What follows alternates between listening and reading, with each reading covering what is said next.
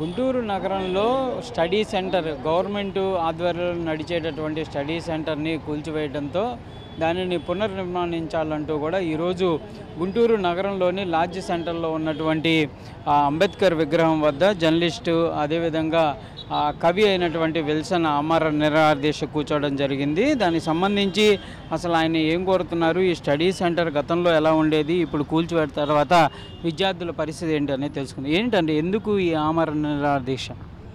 నా పేరు విల్సన్ బాబు అండి. నేను కవిని, జర్నలిస్ట్ని.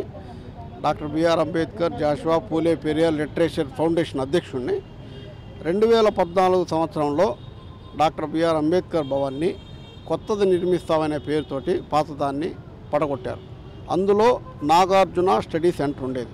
ఆ నాగార్జున స్టడీ సెంటర్లో ఎస్సీ ఎస్టీ పిల్లలకు సివిల్స్కి గ్రూప్ 1కి ఇటువంటి పోటీ పరీక్షలకి కోచింగ్ ఉచితంగా ఇచ్చేవాళ్ళు. ఇప్పుడు ఆ భవనం పూర్తి చేయలేదు. దాదాపు 6 కోట్లు కావాలి. 2014 నుంచి ఇప్పుడు వరకు 11 సంవత్సరాలుగా అది అట్నే పడి ఉంది. ఇంతవరకు పూర్తి చేయకపోగా ఒక్క అడుగు కూడా ముందుకేయలేదు. అదేవిధంగా దాని పక్కనే జాషువా భవన్ కూడా అసంపూర్తిగా నిలిచిపోయింది. ఆ కాంట్రాక్టర్ కూడా ఇంతవరకు బిల్లులు చెల్లించలేదు.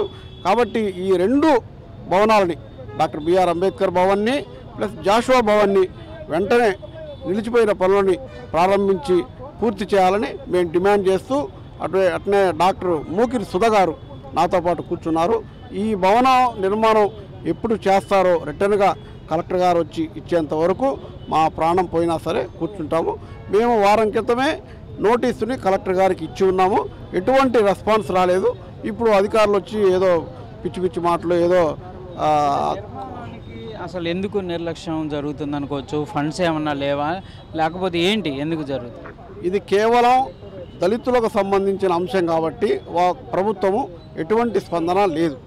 ఏదో కొత్త కొత్త కట్టడాలు అమరావతిలో ఇక్కడ తర్వాత గుంటూరులో నార్ల వెంకటేశ్వర భవన్కి 10 కోట్లు దాకా ఇచ్చారు. కొత్తగా 2014 నుంచి ఉన్న అంబేద్కర్ భవన్ నిర్మాణ పనులను అట్నే పెట్టేశారు. కేవలం దళితుల భవనాలు కావడం వల్లనే ఇది పూర్తి కావట్లేదని మా పూర్తిగా విశ్వాసం. అది నిరూపణ కూడా అయింది. ఎందుకంటే ఇటీవల ఒక నెల క్రితం నార్ల వెంకటేశ్వర భవన్ని గవర్నమెంటే కొని వాళ్ళకిచ్చి 10 కోట్ల రూపాయలు శాంక్షన్ చేసి కట్టిస్తుంది. దీన్ని ఎలా చూస్తాం మేము, ఎలా చూడాలి? ఇప్పుడు సుప్రసిద్ధ సంపాదకులైన నార్ల వెంకటేశ్వరరావు ఆయన్ని కమ్మోడి కింద లెక్క కడుతున్నారు. ప్రపంచ మేధావి, భారత రాజ్యాంగ నిర్మాత. ఆయనేమో అంటరాని వాడిగా చూసి ప్రభుత్వం ఆ భవన్ని పూర్తి చేయటం లేదు. దీన్ని మేము అలా చూడాల్సి వస్తుంది. ఇది చాలా బాధాకరమైన విషయం. మాకు అనివార్యమైన పరిస్థితుల్లో, తప్పనిసరి పరిస్థితుల్లో మేము ప్రాణానికి తెగించి కూడా ఈరోజు కూర్చోవలసిన దుస్థితికి ప్రభుత్వం మమ్మల్ని నెట్టివేసింది. కాబట్టి మేము చేయక తప్పట్లేదు. ఈ స్టడీ సెంటర్లో నడిచేటప్పుడు ఎంతమంది విద్యార్థులు చదువుకునేటటువంటి పరిస్థితులు ఉండేవి సార్? దాదాపు 200 మంది చదువుకునే వాళ్ళు.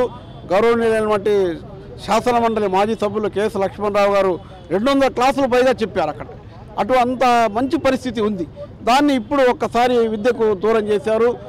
సివిల్స్ అంటే ఐఏఎస్ ఐపీఎస్ స్థాయి అధికారులు గ్రూప్ 1, గ్రూప్ 2, గ్రూప్ 3, గ్రూప్ 4 పరీక్షలకు వెళ్ళే దళితులకి కోచింగ్ సెంటర్లో లక్షలు పెట్టి చదివించలేక ఈరోజు రోడ్ల మీద బికారిగా తిరుగుతున్నారు. ప్రభుత్వంలో పెద్ద ఉన్నత స్థాయిలో పదవులు నిర్వహించి ఉన్నత స్థాయి ఉద్యోగాల్లో ఉండి ప్రభుత్వాలకు సేవలు అందించాల్సినటువంటి దళితులు, గిరిజన బిడ్డలు ఈరోజు రోడ్ల మీద ఉంటున్నారు. ఈ కారణంగా మాకు తప్పనిసరి పరిస్థితుల్లో ఈరోజు మా ప్రాణాలకు త్యాగం చేసేయండి సరే, మా ప్రాణాలకు తెగించేయండి సరే, మేము ఈరోజు కూర్చోవాల్సిన పరిస్థితి వచ్చింది. నిర్మాణానికి సంబంధించి ప్రజాప్రతినిధుల దృష్టికి తీసుకెళ్లారా? వాళ్ళు ఏమంటున్నారు? వాళ్ళ దృష్టికి తీసుకెళ్తే వాళ్ళు ఏం మాట్లాడటం లేదు. మేము ప్రభుత్వంలో ఉన్నాము, మేమేం మాట్లాడలేము, మా పరిస్థితి ఇది. కలెక్టర్ గారికి మేము వారం క్రితమే మెమరాండం ఇచ్చాము. ఇంతవరకు ఎటువంటి రెస్పాన్స్ లేదు. ఈరోజు అధికారులు, రెవెన్యూ డివిజన్ స్థాయి అధికారులు, మండల స్థాయి అధికారులు, అట్లనే డీడీ సోషల్ వెల్ఫేర్ గారు వచ్చారు. వారి స్థాయిలో పాపం ఏమీ లేదు వాళ్ళ చేతిలో. వాళ్ళు ఏదో రావాలి కాబట్టి వచ్చారు, కానీ వాళ్ళ స్థాయిలో నిర్ణయాధికారం లేదు. ఇది కేవలం పూర్తిగా కలెక్టర్ గారి చేతిలో ఉంది. కలెక్టర్ గారు ఎలకేషన్ చేసినటువంటి ఆర్డర్ కాపీని మాకు ఇస్తే మేము నిరాహార దీక్షను విరమిస్తాం తప్ప అంతవరకు మా ప్రాణం పోయినా పర్వాలేదు. మేము పచ్చి మంచిని కూడా ముట్టదలుచుకోలేదు. ఇదే ఎండలో ఇదే కాలే బండల మీద కఠినంగా నిబద్ధతతోటి ఈ అవమాన నిరాహార దీక్ష చేయాలనుకుంటున్నాము. కాబట్టి ఉన్నటువంటి ప్రభుత్వంలో ఉన్నటువంటి ప్రజాప్రతినిధులు, అధికార స్థాయిలో కలెక్టర్, జాయింట్ కలెక్టర్లు స్పందించి ఈ భవన నిర్మాణానికి వెంటనే భవన నిర్మాణాన్ని పూర్తి చేసి ప్రభుత్వానికి ఆ ఖ్యాతి తీసుకోండి. ప్రభుత్వ ఆధ్వర్యంలోనే నడవనివ్వండి, దాన్ని ప్రభుత్వానికి ఆ ఖ్యాతి రానియండి. కోట్లు అమరావతి నిర్మాణానికి, రాజధానికి కేటాయిస్తున్నారు. మాకు ప్రభుత్వం తరపున కూడా వద్దు. మా ఎస్సీ ఎస్టీలకు ఇచ్చేటువంటి సప్లాన్ నిధులో 10% ఇచ్చినా కానీ మాకు ఈ అంబేద్కర్ భవన్ పూర్తి అయింది, జాషువా భవన్ పూర్తి అయింది. ఎందుకని మీరు ఇంత తాత్సారం చేస్తున్నారు? కేవలం అంబేద్కర్ అంటరాని వాడనా, లేదా మేము అంటరాని వాళ్ళమనా? అంటరాని వాళ్ళు పెళ్ళిళ్ళు చేసుకోకూడదా? లక్షలు పెట్టి బయట కళ్యాణ మండపాల్లో ఎక్కడ పెళ్ళిళ్ళు చేసుకుంటారు, ఎక్కడ మీటింగులు పెట్టుకుంటారు? మేము మీటింగులు పెట్టుకోవాలంటే వేలు అవుతున్నాయి. అదే మా అంబేద్కర్ భవన్ అంటే మాకు సబ్సిడీ మీద ఇస్తారు. ఎక్కడ మాకు భావ ప్రకటన స్వేచ్ఛ వద్దా? మేము మీటింగులు పెట్టుకోవద్దా? మేము కళ్యాణాలు తక్కువ ఖర్చుతో చేసుకోవద్దా? మా పిల్లలు ఐఏఎస్, ఐపీఎస్, ఆర్డీఓ స్థాయి అధికారులు కావద్దా? ఇది ప్రభుత్వం యొక్క నిర్లక్ష్యం కాదా? ప్రభుత్వం దళితుల పట్ల, గిరిజనుల పట్ల అంటరానితనం పాటించడం కాదా? ఇది ఏమిటి? ప్రభుత్వం ఎందుకని ఇంత ముద్దనిద్ర నటిస్తుంది? అమరావతి నిర్మాణాన్ని కోట్లు ఎక్కడి నుంచి తెచ్చి పెడుతున్నారు? లోకేష్ గారు ఆయన పదవిని దాటి, ఆయన విద్యాశాఖను దాటి మొత్తం విదేశాలు తిరిగి కోట్లు పెట్టుబడులు తెస్తున్నారు. ఈ భవన నిర్మాణానికి ఒక 6 కోట్లు 10 కోట్లు ఇవ్వలేరా? వచ్చి ప్రకటించలేరా? మీరే ఆ ఖ్యాతి పొందండి. మేము అంబేద్కర్ భవన్ స్టార్ట్ చేశాము, జగన్ ప్రభుత్వంలో స్టార్ట్ చేయలేదని మీరే ఆ ఖ్యాతి పొందండి. పూర్తిగా ప్రభుత్వ ఆధ్వర్యంలో నడవాలి. నాగార్జున స్టడీ సెంటరు, అంబేద్కర్ భవనం, జాషువా భవనం, ఇది మా అంతిమ డిమాండ్, సింగిల్ డిమాండ్. ఇది ప్రధానంగా కూడా స్టడీ సెంటర్తో పాటు జాషువాకి సంబంధించినటువంటి బిల్డింగ్ ఏదైతే ఉందో దాని నిర్మాణానికి కనీసం 6 కోట్ల రూపాయలు కేటాయించలేని పరిస్థితుల్లో అధికారులు, ప్రభుత్వం ఉందనే విధంగా కూడా వాళ్ళైతే ఆగ్రహం వ్యక్తం చేస్తున్నారు.